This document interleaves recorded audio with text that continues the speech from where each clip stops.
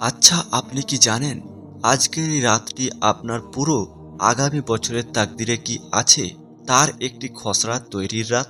যদি আপনাকে বলা হয় আজ রাতে আপনার করা একটি দোয়াও আপনার জীবনের মোড় ঘুরিয়ে দিতে পারে, তবে কি আপনি রাতটি অবহেলায় ঘুমিয়ে কাটাবেন? আজ আমরা কথা বলবো সেই মহামান্বিত রাত নিয়ে যা আমাদের কাছে শবে বরাত নামে পরিচিতি, কিন্তু দুঃখজনক হলেও সত্য, এই বিশেষ রাতটিকে আমরা আজ উৎসবে রূপান্তর করেছি। ইবাদতের চেয়ে আমাদের বেশি মনোযোগ থাকে হালুয়া রুটি, আতশবাজি আর পাড়া মহল্লায় আড্ডা দেওয়া। অনেকে মনে করেন শুধু সারা রাত জেগে থাকাই সওয়াব, অথচ পরের দিন ফজরের নামাজটাই আমরা ঘুমিয়ে মিস করি। আমরা কি সত্যি এই রাতের গুরুত্ব বুঝতে পারছি, নাকি কেবল লোক দেখানো প্রথায় আটকে আছি?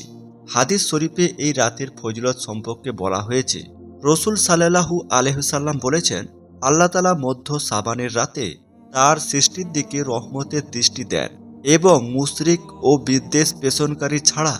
যদিও এই রাতের নির্দিষ্ট ইবাদত নিয়ে বিভিন্ন মতামত আছে, তবে মূল কথা হলো আল্লাহর কাছে ক্ষমা চাওয়া এবং নিজের গুনাহের জন্য লজ্জিত হওয়া। এটি তওবার রাত, আতশবাজির রাত নয়।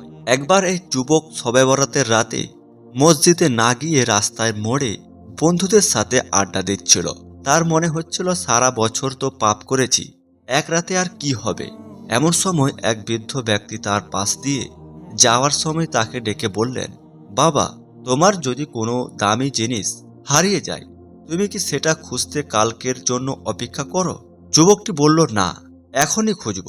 বৃদ্ধ হাসলেন এবং বললেন, তোমার হারিয়ে যাওয়া জান্নাত আর আল্লাহর সন্তুষ্টি খোঁজার জন্য আজকের চেয়ে ভালো সময় আর কি হতে পারে? এই একটি কথাই যুবকের মনে গেঁথে গেল। সে সেই রাতেই সিজদায় গিয়ে এতটাই কেঁদেছিল যে তার জীবনের মোড় বদলে গেল। তাহলে আজ রাতে আমাদের করণীয় কি? প্রথমত, লোক দেখানো উৎসব বাদ দিন। দ্বিতীয়ত, নির্জনে আল্লাহর কাছে নিজের ভুলগুলোর জন্য ক্ষমা চান। তৃতীয়, হিংসা বিদ্বেষ মন থেকে মুছে ফেলুন, কারণ অন্যের প্রতি ঘৃণা থাকলে আল্লাহ ক্ষমা করেন না। চতুর্থ, নফল এবাদত করুন এবং অবশ্যই পরের দিন ফজরের নামাজ জামাতের সাথে পড়ার চেষ্টা করুন। শবে বরাত মানে কেবল জেগে থাকা নয়, শবে বরাত মানে জেগে ওঠা, নিজের বিবেককে জাগিয়ে তোলা। মনে রাখবেন, আগামী বছরের তালিকায় আপনার নাম নাও থাকতে পারে। তাই এই রাত্রিকে জীবনের শেষ সুযোগ মনে করে আল্লাহর পথে ফিরে আসুন। আল্লাহ আমাদের সবাইকে ক্ষমা করুন। আমিন।